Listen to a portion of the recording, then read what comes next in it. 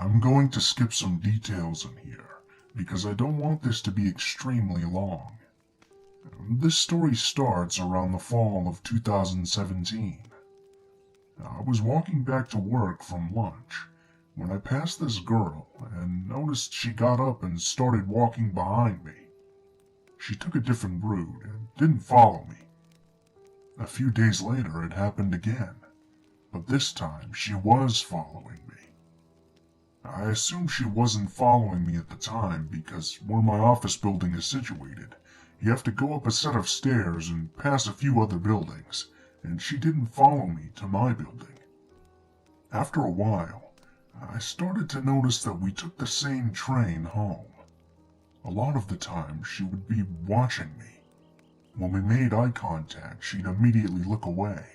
Then she'd continue looking when she thought I wasn't looking. There's a Whole Foods across from my office. I went there for lunch a couple of times during the week. I started to see the girl sitting in the window for lunch, and she would almost always get up as soon as I left and walk the same way I did. Around this time, I began to see her more and more frequently. During lunchtime or when I got to the metro, she was almost always there. After a couple of months of this, I started noticing that she would get off at the same station as me sometimes.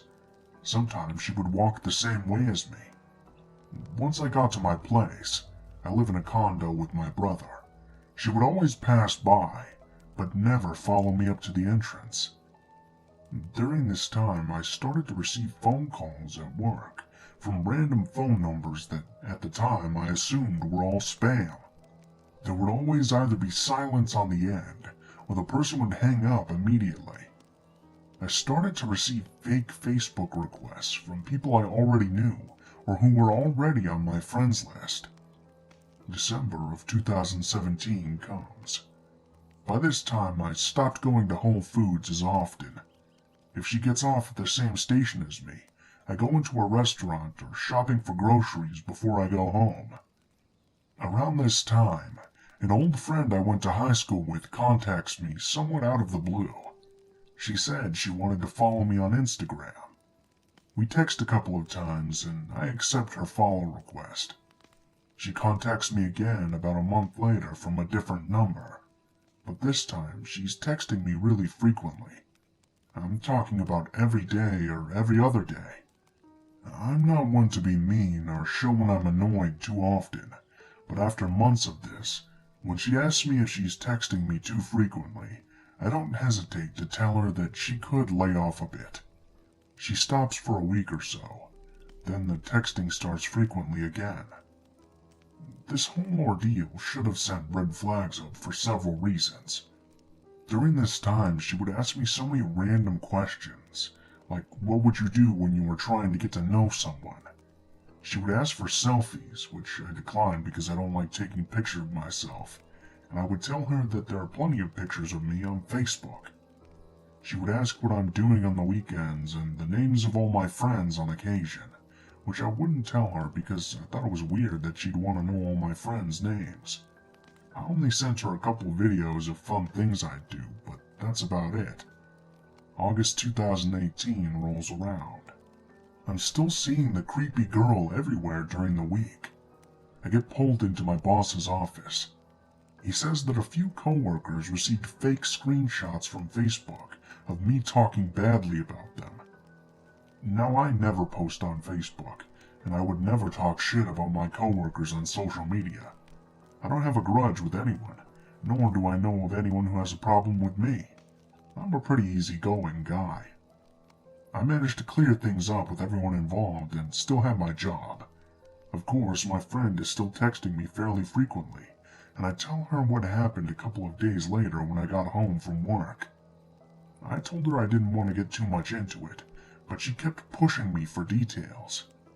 I finally told her I was going to bed, and she got the message.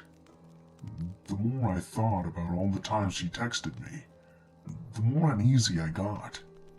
Some things that she said just didn't make sense, especially from the way I remembered her in the past. We had kept in touch over the years, just not as frequently, and we hadn't touched base for a while before I heard from her in December. And a couple of weeks later, I decided to reach out to my friend on Instagram, but the Instagram she last messaged me through wasn't there. However, there was still an Instagram for her that I followed, and that follows me back. I reach out to her and ask her what her phone number was. Her phone number was completely different, and it turns out that she was never the one texting me, nor did she request following me on Instagram. I tracked the number, and it turned out to be one of those fake phone number apps. I requested to be blocked from the service, and I never heard from my friend again. After talking about it with my brother and a couple of friends, I'm 100% certain it was that girl that was following me. These things only started after she appeared. The phone calls to my office, the fake Facebook requests. A few days before, I was pulled aside by my boss. My friend texted me and told me she had a weird feeling about me and wanted to make sure I was okay. I just thought she was being weird at the time, and I didn't think too much of it. This whole ordeal is pretty scary when I look back on it, because I sent videos of myself and my address at one point. My friend even confirmed a post my brother made with pictures he tagged of me on Facebook. I was texting a stranger for 8 months about my life, and they also apparently had access to my Facebook page. I still see this girl, since she obviously works in the same area as me. She doesn't follow me around as much, but when she does see me on the metro, she always watches me or sits somewhere she'll be able to make eye contact with me. I'm always careful now if anyone texts me from an unrecognizable phone number, and I'm just paranoid. I know this story might seem a bit all over the place, especially with the conclusion I came of the girl posing as my friend, but I had to get this off my chest.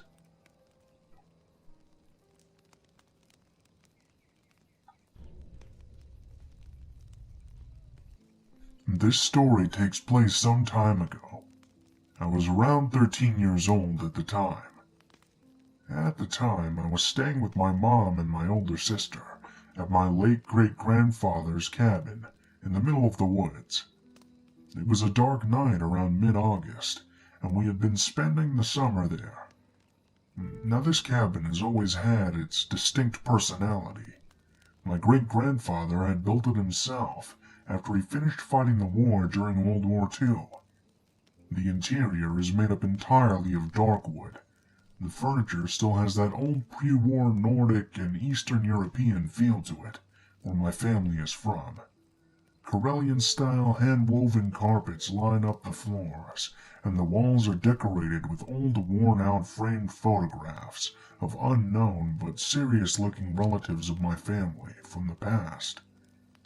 The house has always had a somewhat mysterious, a little offsetting, but still calming feel to it.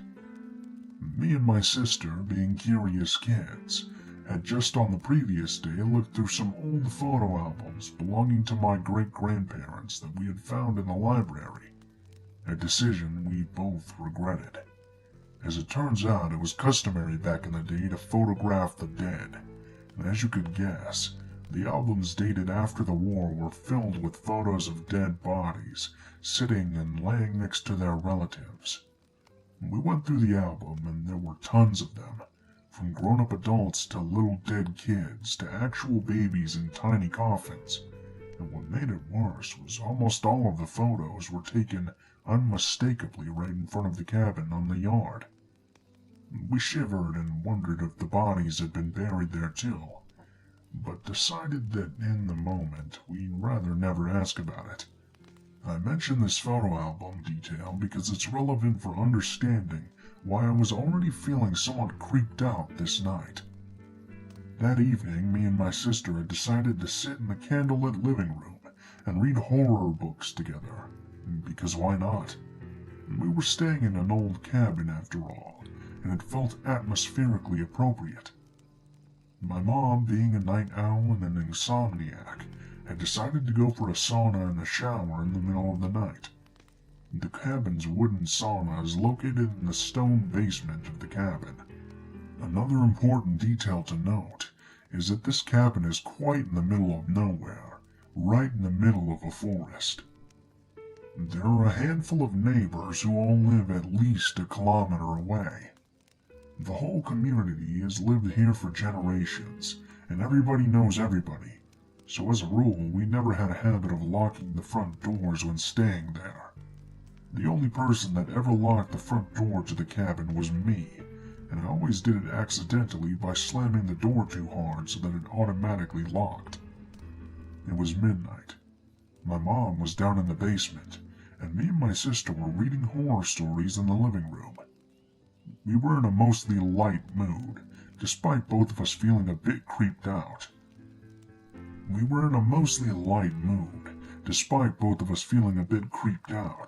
When suddenly out of nowhere we hear a faint knocking at the front door. We both jumped up. We barely ever have visitors during the day, and nobody has ever showed up unannounced during the night to this place.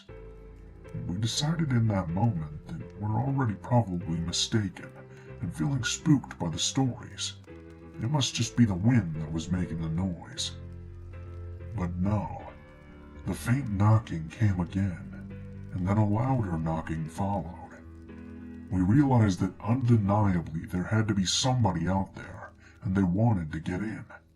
In horror, we both ran to the kitchen to grab something to defend ourselves with. I grabbed the biggest kitchen knife I could find, and we had a quick chat with my sister on whether we should go to the basement to get our mom. The knocking continues, and this time whoever it was wasn't knocking on the door anymore, but they had moved to the curtain-covered window next to the door to knock on it instead. My adrenaline kicked in, and I was feeling a little braver, so we decided to walk slowly towards the front door. I took a peek out the window. I moved the curtain slightly to the side to take a look. However, I see nothing but darkness. I closed the curtain and turned to my sister, when suddenly somebody tries to pull the door open aggressively. We both flinch, but thankfully, as I was the last person to enter the cabin that evening, the door was locked. At this point in time, it's just us, two kids with kitchen knives, and some strange person trying to get into our cabin in the middle of the night. The only thing separating us was an old wooden door. At this point, we've had enough spooks, so my sister runs down to get my mom to the basement, as I stand shaking by the door holding a big-ass knife. I hear footsteps on the front porch, but no more knocking or attempts to open the door. My mom comes upstairs, and she seems to be in disbelief that anyone would be trying to get in at this hour. We all stay in the living room, waiting for more sounds, but an hour passes by and we hear nothing. Suddenly we hear a loud, panicked knocking on the door. We all jump up at the sound, and my mom goes rapidly to the window to open the curtain and check who it is. Suddenly, upon seeing who it is, she mutters, "What the?" and slowly opens the door. We hear her exchange a conversation with a woman whose voice is familiar. We walk over to check who it is, and realize that it's our aunt, my mom's sister, who lives on the other side of the country, standing on our front porch in the middle of the night. She looks scared and panicked, and my mom keeps apologizing to her. "No, you can't stay here. I'll order you a taxi to somewhere safe," and closes the door. After some time, we see a taxi arrive and watch her leave with it. Our mom double-checks that the door is locked, and comes over to us looking worried. We asked her about what happened, and she told us that her sister had told her that there had been some dispute, and now she was being chased by a handful of dangerous and angry men that wanted to kill her, and were trying to track her down. She'd been trying to run and hide from them for 2 days straight now. She's always lived a kind of wild life, but this was something completely new. The part of the story that really brought me the chills is that the aunt claims that she had just arrived at our front porch that very moment when we all heard the panicked knocking on the door. She certainly had not been standing there quietly for an hour, or been knocking on the windows, meaning that whoever was the person faintly knocking on the door about an hour before her arrival, it wasn't her. We have no idea who it was, or what their intentions were, but I know that given the extraordinary circumstances, I would reckon it was likely one of the men that was trying to track her down.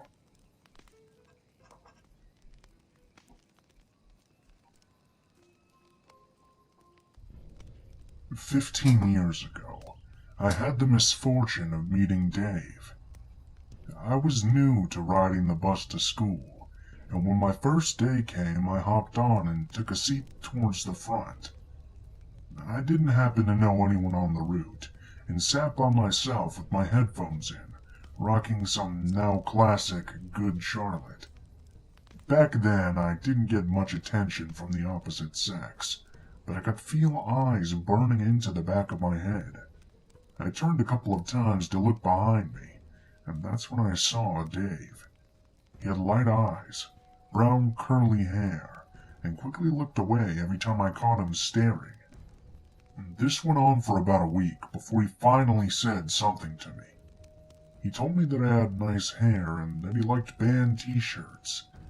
Then he asked right off the bat if I would be his girlfriend. I said absolutely not. I didn't even know him, and his creepy staring had started to make me feel uncomfortable. He pushed past my quick no, and told me there was a newly instituted hug toll that needed to be paid before getting on and off the bus. I stared at him as he blocked the center aisle, and gave him a half-hearted one-armed hug. I know. Why would you hug the guy when you felt like he was a creep? Well, I had pointed him out to a few people in school, and everyone I talked to said that he was the nicest person they had ever met, and just a bit of an odd duck. Back then, I was worried about hurting anyone's feelings, or being seen as rude, so I went with it. I have a brother who's on the spectrum. Maybe he was too. Next thing I know, David joined my photography classes, my after-school programs. I saw him around every corner, and in every hallway of the school. He started popping up from behind things to try and hug and tickle me. Meanwhile, everyone just kept going on with the chorus of, "He's super sweet and just an odd duck." What bullshit. When I found out he was telling people I was his girlfriend, I knew I needed to put my foot down. It was around this time I became unwilling to pay the hug toll and feed his delusions. That's when things really started to take a turn. Suddenly, anonymous notes were popping up in my locker. Most of the notes said "always" and nothing else. Some had longer declarations of love, but the "always" ones got me the most. The simplicity of the message gave me chills. Always. I knew it had to be Dave. My suspicions were confirmed when pictures of me began showing up, along with the notes. The pictures were all taken from a slight distance away, clearly without my knowledge. They were black and white, and developed on the same type of paper we use in photo class. I knew it had to be Dave. Who else could be doing this? I finally got scared, one Sunday afternoon, as I was watching TV in my bed. I heard Dave's voice next to my bedroom window. He said he watched me walk home one day to see where I lived, and wanted to stop by for a visit. He said he knew I wouldn't let him in, so I figured he'd just stop by my window to talk.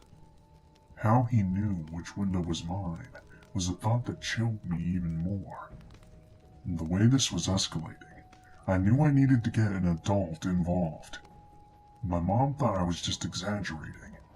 He was just young and infatuated, and hormonal according to her.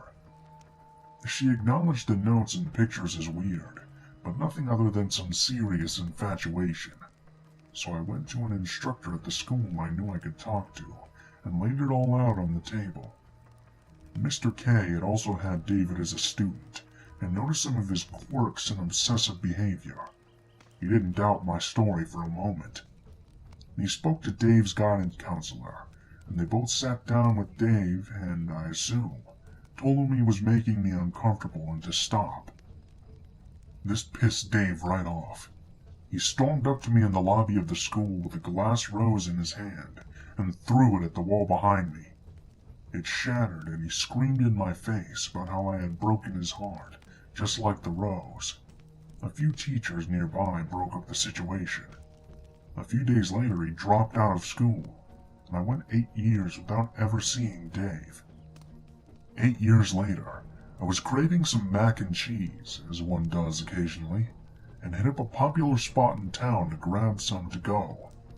I looked behind the counter, and there's Dave. I had no idea he was working there, and debated leaving for a moment. I decided to stay in line to get my food. High school was almost a decade ago. I hadn't heard from him since that day in the lobby. Surely this guy could not still have his obsession with me. It was a huge relief when another register opened, and a young woman came to take my order. I wondered if maybe he was even mortified and didn't want to interact with me, so he had her open up a new one.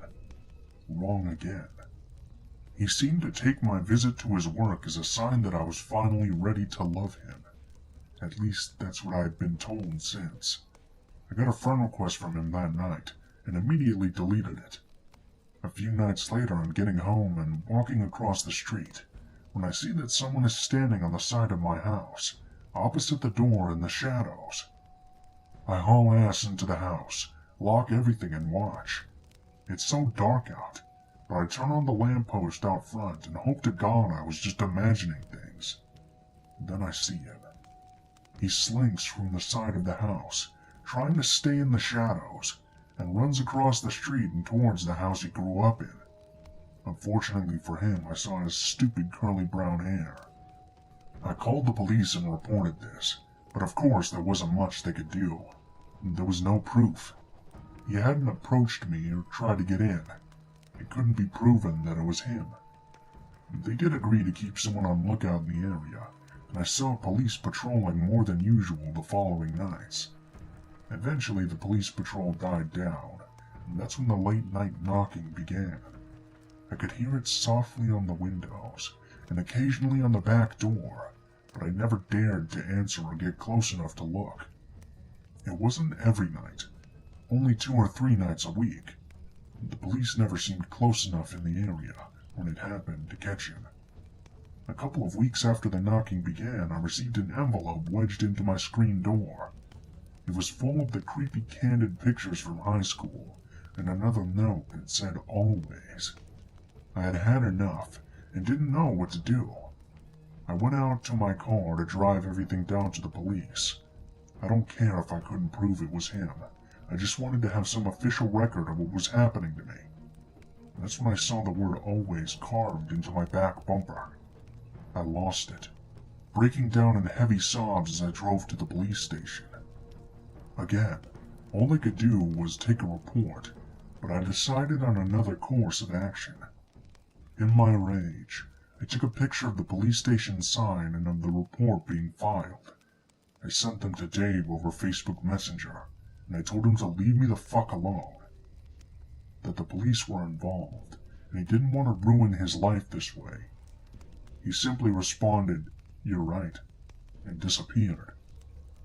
I've since heard he stalked a widow shortly after her husband had died, pounding at her windows and doors trying to break in, until she screamed out of a top window that she was calling the police.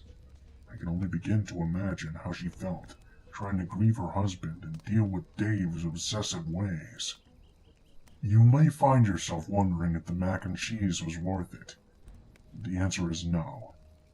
It was not warm enough, and came with a side of stalker.